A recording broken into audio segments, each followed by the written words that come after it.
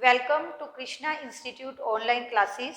Students, आज मैं आपका 12th बिजनेस स्टडीज़ का एक न्यू और बहुत ही इंटरेस्टिंग टॉपिक लेकर आई हूँ, प्रिंसिपल्स ऑफ मैनेजमेंट। इससे पहले मैं ये होप कर रही हूँ कि आपने अब तक की सारे वीडियो लेक्चर्स अटेंड कर लिए हैं और आपको सब अच्छे से समझ भी आ गए हैं, तभी आज का वीडियो आप अटेंड कर सकते हो। ठीक है, अगर आपने नहीं अटेंड किए पहले वाले वीडियोस लेक्चर तो प्लीज़ हमारी चैनल पर जाकर प्ले लिस्ट में जो 12th बिजनेस स्टडीज़ की जितनी भी वीडियो अपलोड हुई हैं वो सब आप अटेंड कर लें। ठीक है, और उसके बाद आज का लेक्चर है प्रिंसिपल्स ऑफ मैनेजमेंट। देखो, जब एक मैनेजर मैनेजमेंट करता है तो ऐसा नहीं है कि सारा काम स्मूथली चलता रहता है।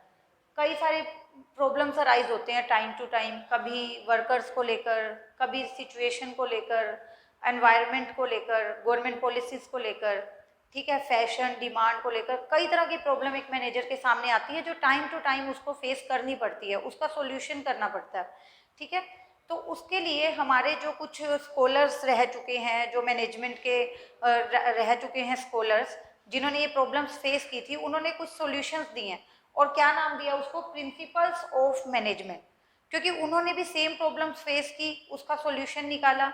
अगेन एंड अगेन जब सेम प्रॉब्लम आई और सेम सॉल्यूशन से वो सॉर्ट आउट हुई, तो उन्होंने क्या किया कि आगे आने वाले मैनेजर्स को ये प्रॉब्लम फेस ना करनी पड़े, इतने एफर्ट्स ना करने पड़े इसके सॉल्यूशन को ढूंढने के लिए। इसलिए उन्होंने क्या किया, वो गाइडलाइन उठाकर कहाँ डाल दी? बुक्स में डाल दी as a principles of management, ताकि यहाँ से हम इस चीज़ को पढ़ें और हमें समझ आ जाए कि एक पर्टिकुलर सिचुएशन में एक मैनेजर को क्या करना चाहिए। अगर आपके पास एक प्रॉब्लम आई है तो उसका क्या सॉल्यूशन करना चाहिए, क्योंकि ऑलरेडी आप वो प्रिंसिपल्स ऑफ मैनेजमेंट में पढ़ चुके हो। तभी देखो मैंने यहाँ लिख भी रखा है, these principles are general guideline but not exact solution.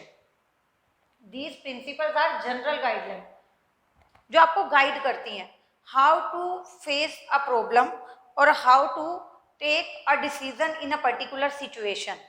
Okay, but not exact solution. यहाँ पर वो ये भी कह रहे हैं कि ये एग्जैक्ट सॉल्यूशन नहीं है, क्योंकि उन्होंने एक प्रॉब्लम फेस की और उसका सॉल्यूशन जो था वो as a principles of management डाल दिया। बट हो सकता है कि आपकी प्रॉब्लम एग्जैक्टली सेम ना हो, या फिर क्या हो सकता है कि ह्यूमन बीइंग्स का जो बिहेवियर है वो कंटिन्यूसली चेंज होता रहता है, सिचुएशंस चेंज होती रहती हैं, तो उसके अकॉर्डिंग मे बी कि ये प्रिंसिपल उस सिचुएशन में काम ना भी करे, ये सॉल्यूशन वहाँ आपको काम ना लगे। तो these principles are general guideline which guide the manager, which will direct the manager to take a particular decision in a particular situation, but they are not exact solution। exact नहीं है, situation के according अगर आपको उसमें कुछ changes introduce करने पड़े तो आप करो। ऐसा नहीं कि बुक्स में ये लिखा है तो हमें तो ऐसे ही करना है, चाहे उससे वो प्रॉब्लम सॉल्व हो या ना हो, हमें जो रिजल्ट चाहिए वो मिले या ना मिले, ये गलत है। अगर आपको कुछ चेंजेस इंट्रोड्यूस करने पड़ रहे हैं तो वो आप करोगे। तो यहाँ अगर हम बात करें प्रिंसिपल्स ऑफ मैनेजमेंट में कंट्रीब्यूशन की, तो एक हमारा जो मेन रोल प्ले किया था वो था हेनरी फ्योल ने किया था रोल प्ले।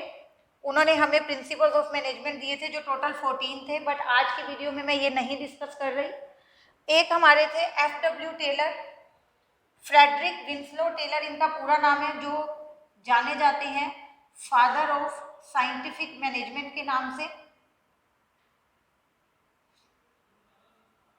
इन्होंने दो तरह से कंट्रीब्यूशन दिया था अपना।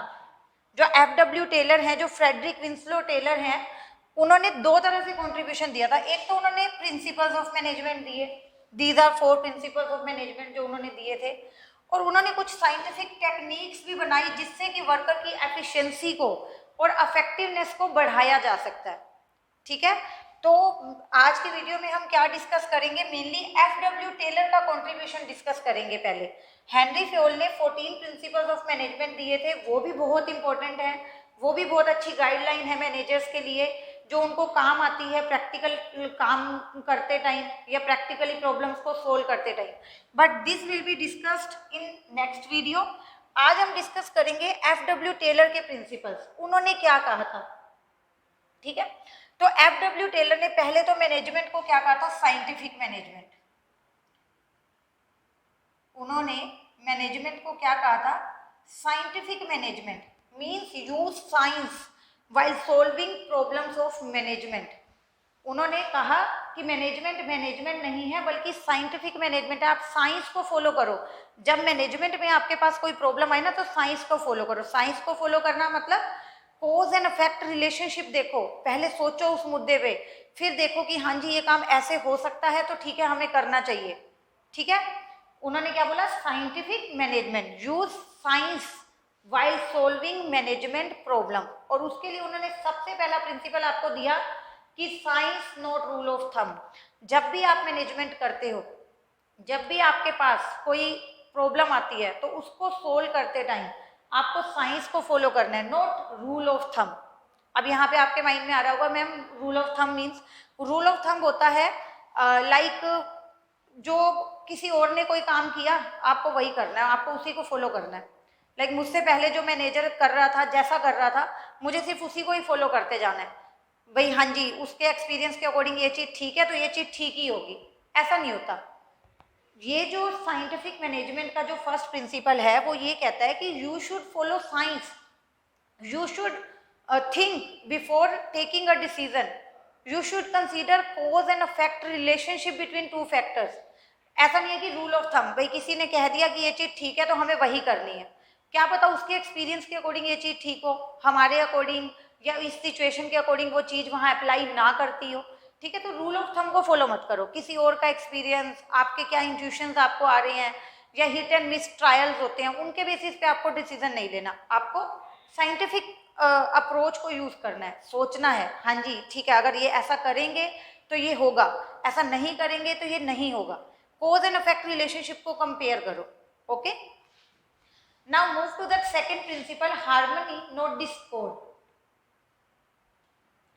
There should be harmony, cooperation, we can say कि managers and worker they should cooperate with each other, उन दोनों को एक दूसरे के साथ मिलजुल के काम करना है। ठीक है, आपको अब एम्प्लॉइज तो कहते हैं कि हमें ज़्यादा से ज़्यादा मिलना चाहिए, हमें अच्छी सैलरी दे दो, हमें टाइम टू टाइम बोनस दे दो, हमें इंसेंटिव्स दे दो। मैनेजर सोचेंगे कि एम्प्लॉइज को कम दें, हमें ज़्यादा मिले। ठीक है, तो इस तरह से तो क्या होगा कि डिफरेंसेस अराइज होंगे, कॉन्फ्लिक्ट अराइज होंगे, ना तो मैनेजमेंट सेटिस्फाई होगी एम्प्लॉइज के काम से, ना एम्प्लॉइज सेटिस्फाई होंगे मैनेजमेंट के डिसीजन से। तो इससे जो आउटपुट है वो इंक्रीज होने की बजाय डिक्रीज हो जाएगा। आप जो है कंपनी में बस ये प्रॉब्लम्स ही सोल्व करते रह जाओगे, इन्हीं इश्यूज में पड़े रहोगे। प्रोडक्शन कितना हो रहा है, कैसी क्वालिटी का हो रहा है, वो आगे सेल आउट हो रहा है या नहीं हो रहा, वो तो बातें हम सोच ही नहीं पाएंगे। ठीक है, तो देयर शुड बी हार्मनी, दोनों को मिलके काम करना है, मैनेजमेंट है एम्प्लॉइज है, दोनों को एक दूसरे की जो कहते हैं ना कि वैल्यूज को रिस्पेक्ट करना चाहिए, दोनों को एक दूसरे के डिसीजंस को रिस्पेक्ट करना चाहिए।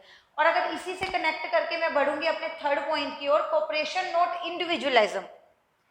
कोऑपरेशन होनी चाहिए, इंडिविजुअली नहीं सोचना कि नहीं बस मैं ही हूँ, एम्प्लॉइज का नहीं कंपनी हमारी वजह से चल रही है, मैनेजमेंट का एक ही कंपनी हमारी वजह से चल रही है, नहीं, ये दोनों पॉइंट कनेक्टेड है। हार्मनी में भी यही बोला था कि दोनों को मिल के काम करना है, कोऑपरेशन में भी यही बोला दोनों को मिल के काम करना है। बट कोऑपरेशन में वो क्या कह रहे हैं कि दोनों मिलके कैसे काम कर सकते हैं, like workers they shouldn't go on strike.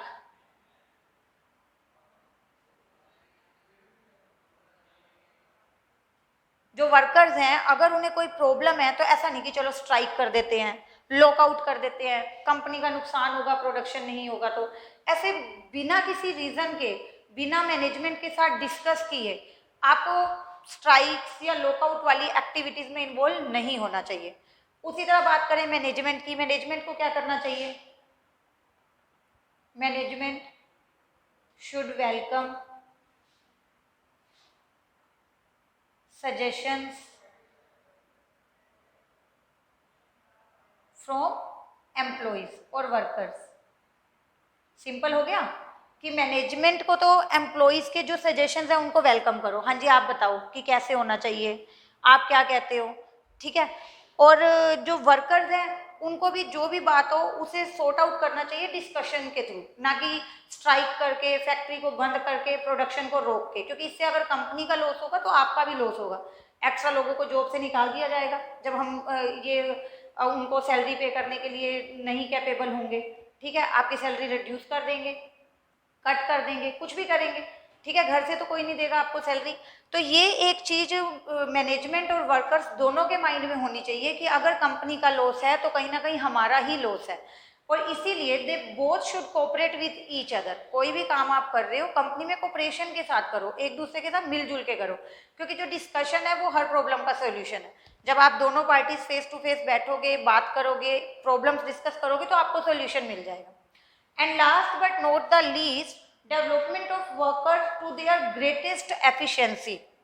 Management को हर पॉसिबल एफर्ट करना चाहिए अपने वर्कर्स की एफिशिएंसी को इंक्रीज करने के लिए, क्योंकि देखो वर्कर जो हैं they are actually producing the things, वो प्लेटफॉर्म एरिया पे काम करते हैं, उनसे ही कहीं ना कहीं कंपनी चलती है। अगर वो गुड्स प्रोड्यूस नहीं करेंगे, अच्छी क्वालिटी का प्रोडक्शन नहीं करेंगे, या फिर वो रिसोर्सेज को वेस्ट करेंगे तो कंपनी का लॉस है। लेकिन अगर आप उनकी एफिशिएंसी को बढ़ाते हो तो they will produce good quality products, okay, they will save the resources, they will save the time and efforts as well. तो हर तरह से कंपनी का फायदा है, क्योंकि उन वर्कर्स की एफिशिएंसी इंक्रीज हो चुकी है, उनको एक्सपीरियंस हो चुका है काम करने का। तो अब आपके रिसोर्सेज भी बचेंगे, time and efforts and product भी अच्छी क्वालिटी का बन रहा है, अच्छे से सेल आउट होगा, कंपनी का प्रॉफिट बढ़ेगा। ओके, तो वर्कर को क्या करना है, हर एक पॉसिबल एफर्ट करना है, क्या करने के लिए, वर्कर्स की एफिशिएंसी को इंप्रूव करने के लिए।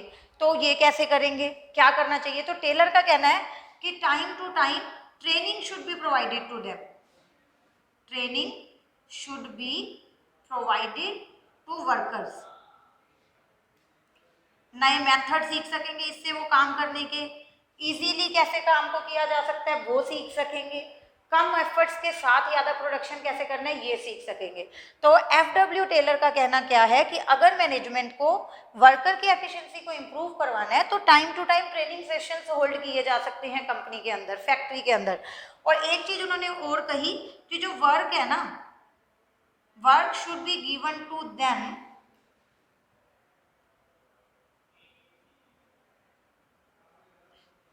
as per their ability and interest और एक्सपीरियंस। आप यहाँ लिख सकते हो कि उन्हें जो भी काम दे रहे हो उनकी एबिलिटी के अकॉर्डिंग दो ना, जो ज़्यादा काम कर सकता है उसे ज़्यादा दो, जो कम कर सकता है उसे कम दो।